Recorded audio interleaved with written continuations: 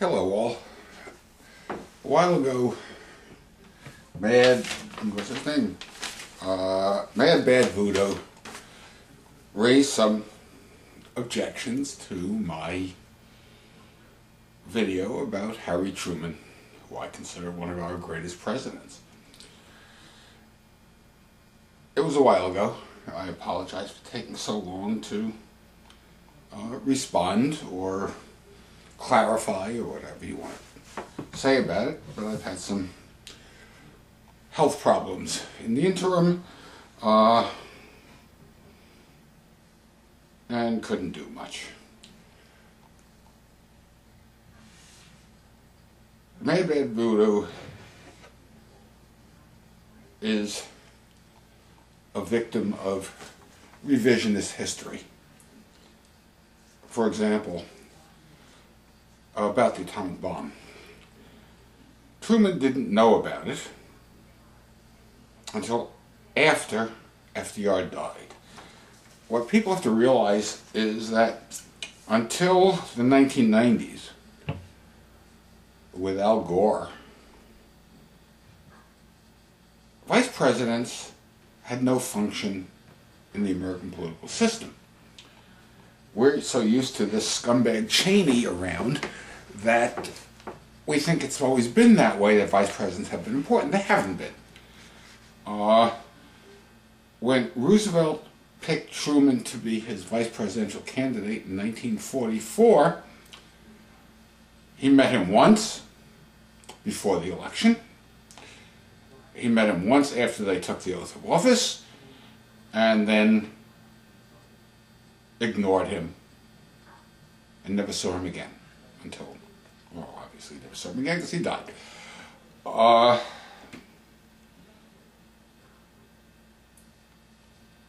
JFK didn't even let Johnson know what he was doing when he went to Texas. Johnson had no idea what was going on in Vietnam. The traditional thing with the vice presidency in this country is they're one step away from the presidency, otherwise ignore them. Dick Cheney is the first vice president in history to have power. And why? Because he's dealing with a president with a room temperature IQ. So Truman didn't know anything about the bomb. When he was told about it, he had to weigh the consequences of dropping a horrific weapon and decide it was worthwhile. The military said it would take 500,000 casualties to conquer Japan. The so-called quote about impeachment that MadBadVoodo refers to was put out by the John Birch Society. The John Birch Society, somewhat to the right of Genghis Khan.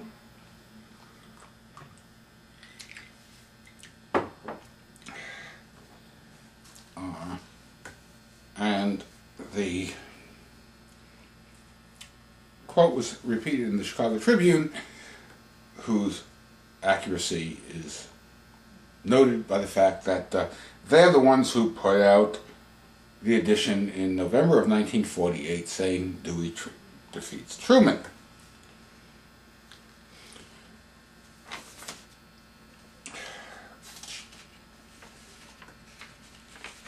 You talk about the Potsdam Conference. Truman was advised by the people who had been there, who were FDR's appointees, and he was just getting his feet wet.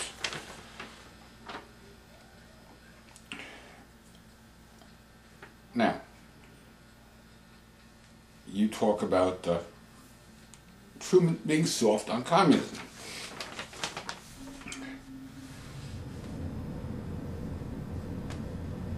In June of 1941, after Hitler attacked the Soviet Union,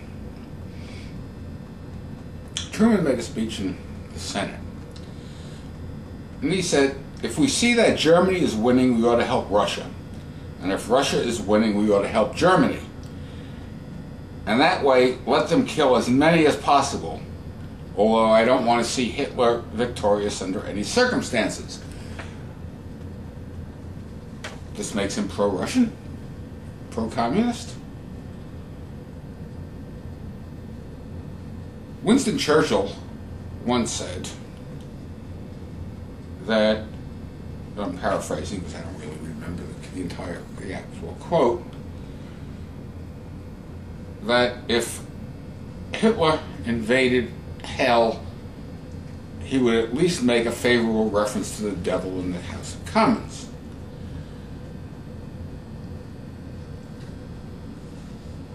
And my cat is hitting the tripod and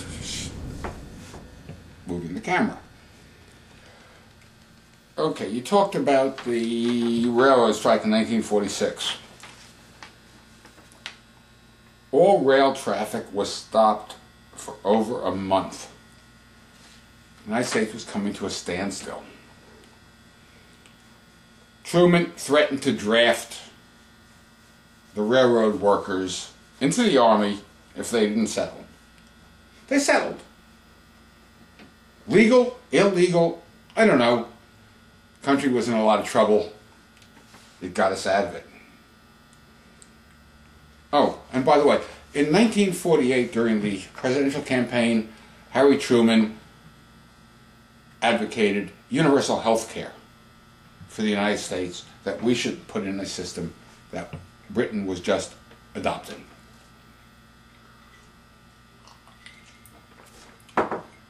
You say that Truman gutted the armed forces. Yes, Johnson, his Secretary of Defense, did. Lewis Johnson. He said he cut out not only the fat, but he cut into the bone. What you should understand is that this was with the fervent support of the Republicans. They controlled Congress. Yes, it was wrong. However, after World War II, the American public was in no mood to support the armed forces. They wanted us out of this. But don't blame Truman for it. The Republican Congress bears as much responsibility. You said Truman hated the Marines. He did. Nobody ever said Harry Truman was perfect. MacArthur also hated the Marines. You say that MacArthur is one of your heroes? MacArthur refused to give the Marines medals after the fall of the Philippines because they said something to the effect, they already have enough medals. Truman and MacArthur might have disliked each other. They agreed on that. Truman also, after the Marines landed at Pusan in 1950 and saved the Army's bacon, revised his opinion and stated so publicly that he had been wrong. See, that's the difference between Truman and Bush. You make parallels between them. There are no parallels. Truman had a sign on his desk, "The buck stops here." When Truman made a mistake, and it was pointed out to him, he admitted it. When George W. makes a mistake, he blames the next guy.